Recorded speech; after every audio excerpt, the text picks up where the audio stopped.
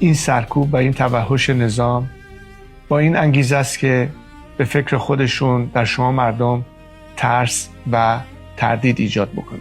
ولی اینا همش به خاطر این هستش که بزرگترین ترسشون از قیام شما مردم هست.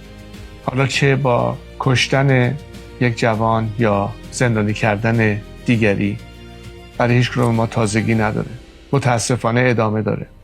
سوال این است که تا کی باید ادامه پیدا بکنه؟ تا کی ما میخواهیم منفعل بمونیم؟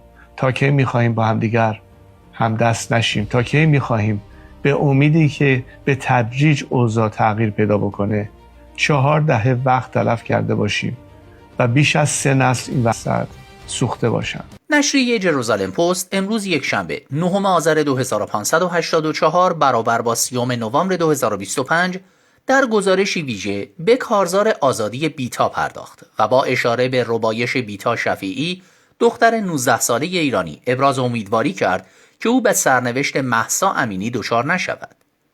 این گزارش با واکنش گسترده در شبکه‌های اجتماعی و میان فعالان حقوق بشر روبرو شد و بار دیگر نام دختران نسل آزادی ایران را در صدر توجه جهانیان قرار داد. در گزارش جروزالم پست از این کارزار چنین آمده: نام او بیتا شفیعی است و تنها 19 سال دارد. در 13 نوامبر بیتا که ساکن شاهینشهر در مرکز ایران است توسط ماموران امنیتی جمهوری اسلامی بازداشت شد و از آن روز تا کنون هیچ خبری از او در دست نیست.